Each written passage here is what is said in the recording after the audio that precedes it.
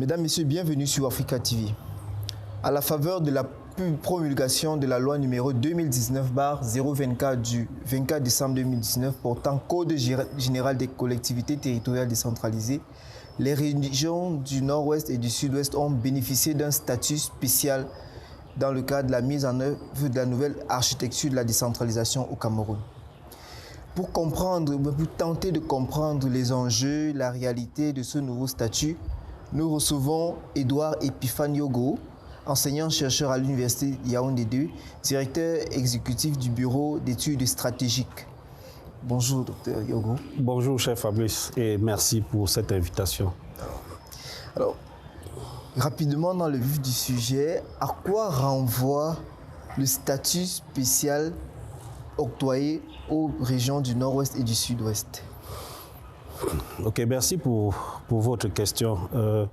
Disons que lorsqu'on attribue le statut spécial à une région, l'idée centrale, c'est de donner la possibilité à cette région de participer de manière plus ancrée ou encore plus effective, avec davantage d'autonomie dans la gouvernance publique de son espace. Ça veut donc dire qu'en général, on va choisir des domaines pour lesquels cette région serait plus libre ou alors autonome dans le choix de l'orientation de la politique publique. Et je pense qu'en ce qui concerne donc les régions du Nord-Ouest et du Sud-Ouest, cela a été le cas au Cameroun, puisque certains domaines ont été désignés comme étant ou alors comme faisant partie des axes pour lesquels ces régions devraient donc agir avec un peu plus de liberté ou d'autonomie.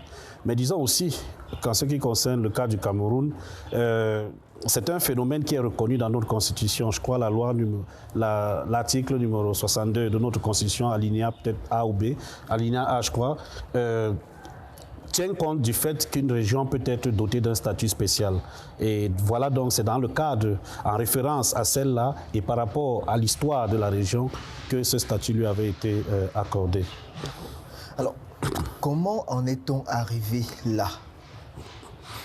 Bien, cette question me renvoie simplement à l'historique de la crise. Parce que, comme vous savez, en 2000, il y a d'abord eu en 2016, lorsque les enseignants et les avocats ont décidé de gréver, lorsqu'il y a eu ce mécontentement, ce soulèvement social au niveau des régions, qui a commencé au niveau social et après qui s'est transformé avec des éléments militaires. C'est-à-dire que lorsque des groupes militaires aussi sont entrés dans la danse, on s'est retrouvé dans une situation de désagrégation dans la région.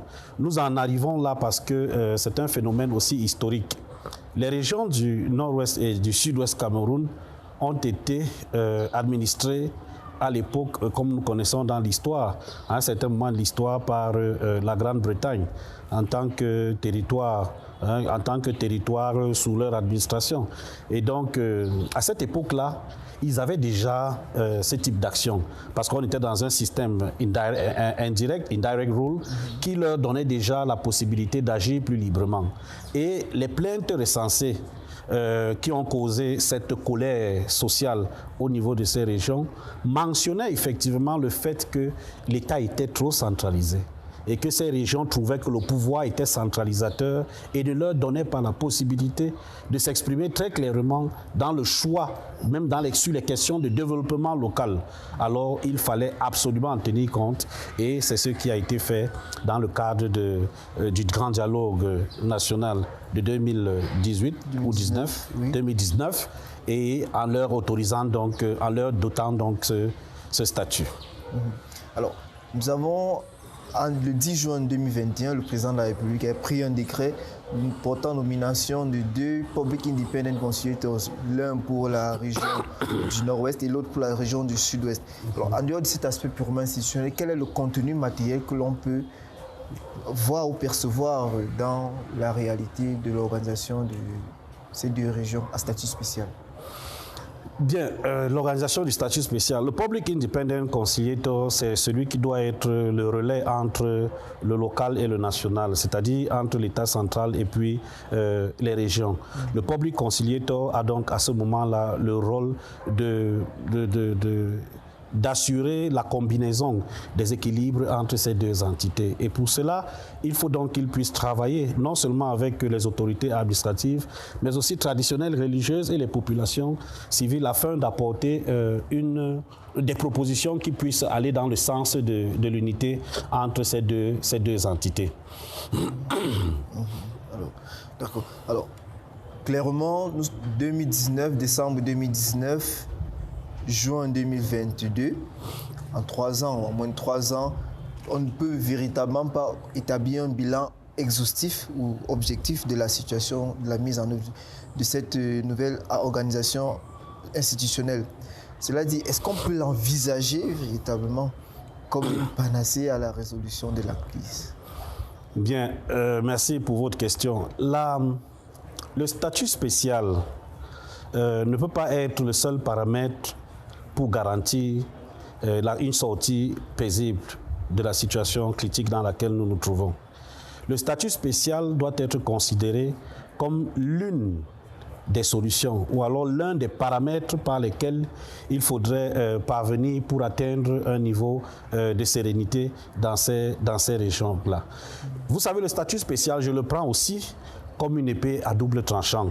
S'il est vrai que juridiquement, on peut justifier le choix de ce mécanisme-là comme élément de reconstruction ou alors comme élément de consolidation de la paix dans la région, il faut également savoir que le statut spécial peut créer une forme d'asymétrie dans les gouvernances des régions dans un pays s'il est mal implémenté. L'essentiel n'est pas l'essentiel n'est pas de choisir ce mécanisme dans les politiques de sortie de crise. L'objectif, c'est non seulement de le choisir, mais d'assurer également sa complémentarité avec le reste de la nation. Le Cameroun est un pays spécial. Le Cameroun est un pays spécial pour moi en tout point. Le statut spécial accordé à une région peut réveiller d'autres régions, surtout que nous sommes dans un pays où le niveau de colère sociale en ce moment est très critique. Vous suivez? Donc, accorder ce statut spécial en leur disant qu'ils vont créer un comité de développement local, en leur disant que les chefs traditionnels pourront être représentés, en leur disant qu'ils auront la capacité de contribuer au choix de l'orientation des politiques d'éducation, mais aussi de justice. En leur donnant tout cela, c'est également un message qui peut être en train de s'adresser à d'autres communautés. Oui. C'est un message qui peut s'adresser à d'autres régions. Les conseils régionaux qui ont été créés pourraient s'en servir aussi pour faire des demandes. Et à ce moment-là, il faut donc faire très attention dans la façon dont ces questions vont être implémentées. C'est vrai qu'il y a la question historique, mais on ne vit pas que dans l'histoire. S'il y a la question historique, aujourd'hui, les peuples s'émancipent et veulent tous contribuer au développement. Aujourd'hui, les meilleurs États réussissent lorsque les peuples sont mis en compétition par catégorie territoriale. Elles peuvent être départementales, régionales ou provinciales. C'est dans la compétition interterritoriale, intraterritoriale que les peuples parfois réussissent à mieux s'exprimer et que le développement aussi peut suivre. Il faut donc que le Cameroun, à ce niveau-là, puisse savoir agencer la question du NOZO au reste des régions. C'est-à-dire une sorte de compétition positive, il y a un équilibre organisé entre les différents. Effectivement, il s'agit d'une compétition positive. Vous savez que lorsque j'ai eu mon bac, j'ai cherché les universités dans lesquelles je pouvais partir. Je suis allé à Soa, à l'époque, la route m'a découragé, mais je suis arrivé à Boya, tout était propre, goudronné, ainsi de suite. C'était goudronné partout, à l'intérieur de l'université, et propre. Lorsque je l'ai vu, je me suis dit, mais pourquoi chez eux, c'est si propre? Vous savez, même l'idée, ou alors la perception que l'on peut aussi avoir du mode de gouvernance est fondamentale. Et je pense donc que compétir entre les différentes régions, c'est un élément fondamental pour le développement, parce qu'il s'agit, comme vous avez dit, d'une compétition essentiellement positive. Alors du coup, l'idée de fédération est à évacuer? Non, non, on n'évacue pas la fédération. La fédération est justement, comment je vais dire, le résultat final. peut être le résultat final. Vous suivez, elle peut être le résultat final. Parce que c'est justement la logique de la fédération. Parce que dans la fédération, l'État réserve la politique étrangère, se réserve la gestion de la politique étrangère, se réserve la gestion de la question économique, se réserve la gestion de la question de la défense. Le reste appartient aux régions. Or, dans le statut spécial, on a choisi quelques éléments, mais si on est dans la fédération, ils auront plus que les 4 éléments qui leur ont été accordés, à l'exception des 3 autres éléments concernant la défense, l'économie et puis la politique étrangère. Donc pour moi, la fédération est l'ultime solution si on veut laisser les peuples compétir efficacement entre eux. Mais là, tout en organisant sereinement, comme vous l'avez dit tantôt. Bien évidemment. Parce que si le choix leur est laissé, s'il y a une trop grande marge de manœuvre qui leur est laissée, bien évidemment, on observera certainement... Oui, la fédération, elle a des règles. Elle a des règles de fonctionnement, elle a des principes, elle a des normes, elle a des instruments et des dispositifs qui doivent être mis en place et qui doivent être respectés. On n'agit pas dans un cadre fédéral de manière, on va dire quoi, disproportionnée, désordonnée, ainsi de suite. Il y a un ordre, il y a un principe, il y a une règle de fonctionnement. À noter qu'en dehors, dans ces 2 régions, dans le Nozo justement, en dehors de l'aspect linguistique qui les lie fondamentalement et linguistique et historique, la réalité sociologique est tout autre. Parce que si on parle du peuple Sawa, on va dire ainsi, il y a la côte qui se retrouve, certains d'entre eux se retrouvent dans la région du nord-ouest, du sud-ouest, et puis le peuple Bamileke qui se retrouve entre la région de l'ouest et la région du nord-ouest.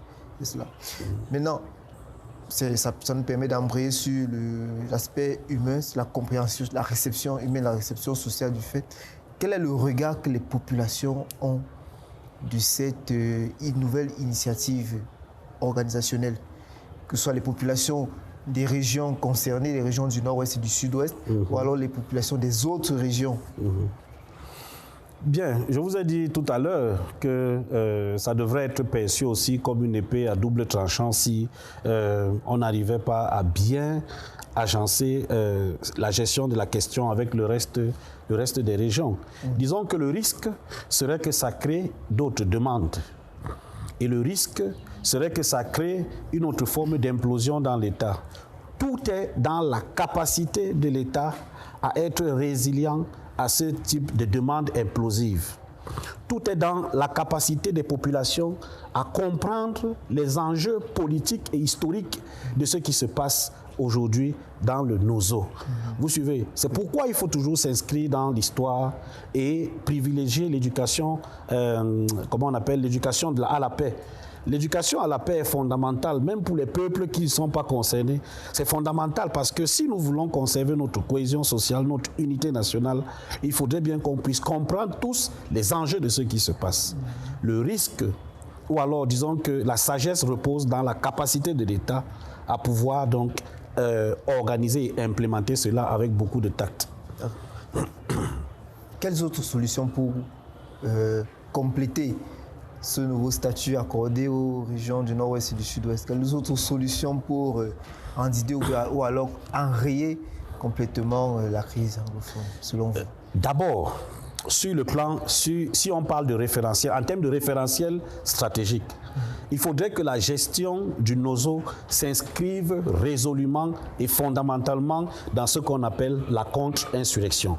Il s'agit d'une stratégie de lutte contre les menaces asymétriques qui englobe des activités militaires, politiques, économiques, sociales, qui les combinent et paramètrent maintenant les modalités d'action. Insister essentiellement sur l'axe militaire, c'est construire sur du sable. L'axe militaire doit créer les conditions de la négociation, de la discussion ou de l'organisation ou alors de la pratique des autres actions de résilience. La résilience et la stabilisation doivent pouvoir être intégrées dans ce processus-là. Mais pour cela, il faut d'abord que la population travaille, les militaires travaillent assez bien pour créer les conditions de confiance et non développer les conditions de méfiance. Parce que c'est lorsque la confiance existe que la délation des populations peut être effective, que la défense populaire peut être effective et qu'on peut avoir toute la participation ou alors l'appui de guerre, l'appui à l'effort de guerre nécessaire. elle repose donc sur ce que renvoie le militaire dans le type d'action qu'il mène sur un espace. Si le militaire réussit à le faire, alors ce premier paramètre militaire pourra donc être le creuset ou alors pourra donc être l'opportunité essentielle pour pouvoir matérialiser la contre-insurrection dans cette région-là. Ça veut donc dire quoi? Ça veut dire que ce qui se passe au Nozo devrait intéresser fondamentalement les populations. C'est elles qui sont au centre. La population, pour qu'elle participe, elle a besoin de cette confiance-là. C'est le secret. Donc, inscrivons-nous dans le logiciel contre-insurrectionnel. Parce que le logiciel contre-insurrectionnel nous propose une palette d'actions qui couvre donc un ensemble de mécanismes. Parce que vous savez, la guérilla qu'on vit là-bas, comme le terrorisme, sape les mécanismes de socialisation. Il faut les reconstruire avec l'aide des populations. Alors, vous avez évoqué dans cette logique contre-insurrectionniste, contre-insurrectionnelle, merci, l'aspect négociation. Négocier avec qui et comment? Oui, lorsque je parle de négociation, oui, je sais, on voit toujours dans la négociation qu'il faut négocier avec les leaders, les principaux leaders. Non, actuellement, le temps de la négociation avec les leaders est passé. Mais la négociation concerne aussi les autorités locales. C'est la discussion. Peut-être le terme approprié ici, c'est la discussion. Ce n'était qu'un des éléments, lorsque je parlais de la négociation, qu'on rencontre dans la contre-insurrection. Elle peut être là, mais il peut avoir la discussion. C'est ça le terme consacré qu'il faut garder. Discuter avec les populations, discuter avec les populations de toutes les catégories socio-professionnelles, discuter avec les chefs des communautés locales. Vous savez, si vous avez entendu parler du plan présidentiel spécial, oui. Je suis le consultant qu'il avait rédigé il y a quelques années. Du moins, nous étions deux consultants, nous travaillons pour le programme des Nations Unies pour le développement. Et lorsqu'on élaborait ce plan, il y avait la question fondamentale d'associer les populations locales dans la désignation des priorités qui vont être proposées. C'est ce que j'ai également fait à l'extrême nord Cameroun, parce que c'est moi qui ai également rédigé le plan d'action territoriale qui recouvre l'ensemble des activités prioritaires à mener pour que la stabilisation soit effective dans les 5 prochaines années. J'avais donc rassemblé du gouverneur jusqu'à la Bayam Selam dans une salle, la plus grande salle des fêtes de Maroua. Les maires, c'est-à-dire que toutes les autorités du local au national, au régional étaient présentes. Et je vous assure, c'était d'une richesse incommensurable parce qu'on pouvait voir comment les populations elles-mêmes, les acteurs qui agissent sur le terrain eux-mêmes désignent les activités prioritaires. Je n'avais qu'à systématiser le travail. Mesdames, Messieurs, c'est ici que s'achève cet entretien avec le docteur Edouard Epiphanie Ogou, avec lequel nous nous entretenions sur le statut spécial accordé aux régions du Nord-Ouest et du Sud-Ouest. Nous en profitons pour signaler que le docteur Epiphanie Ogou a publié chez l'Harmattan cet ouvrage « Contrer l'extrémisme violent au Cameroun » avec une préface de Jean-Emmanuel Pondy. Un ouvrage de près de 725 pages avec 32 contributions de divers ordres pour endiguer, pour enrayer tout et davantage pour comprendre le phénomène de l'extrémisme violent au Cameroun. Peut-être pour, en attendant d'arriver à l'entretien, peut-être le docteur Ogou, qu'entend-on par extrémisme violent? Alors, disons qu'il existe une multitude de définitions, mais pour faire simple, c'est un ensemble d'actions violentes qui visent à défendre une idéologie. Celle-ci peut être politique, elle peut être religieuse, elle peut être sociale ou même culturelle. Donc c'est ça l'extrémisme violent. Mais il s'agit surtout du recours à une violence d'obédience militaire. C'est-à-dire que l'extrémiste, c'est celui-là qui fondamentalement utilise donc cette violence d'obédience militaire pour défendre une idéologie particulière. Et c'est ce que l'ensemble des auteurs ici est en train de démontrer. C'est-à-dire que dans cet ouvrage, nous avons la mécanique opérationnelle de l'extrémisme violent à l'extrême nord Cameroun, mais aussi dans le Nozo. Parce que vous voyez bien que dans ces deux cas, il s'agit d'acteurs asymétriques qui utilisent l'outil militaire pour défendre une idéologie. De l'autre côté, Boko Haram défend donc l'idéologie d'obédience religieuse et au Nozo, c'est une idéologie politique parce que lorsqu'on s'attaque à l'intégrité de l'État, on est dans le politique. Voilà à peu près ce qu'on peut dire sur la question de l'extrémisme violent. C'est sur ces mots de fin que nous vous disons à très bientôt sur Africa TV.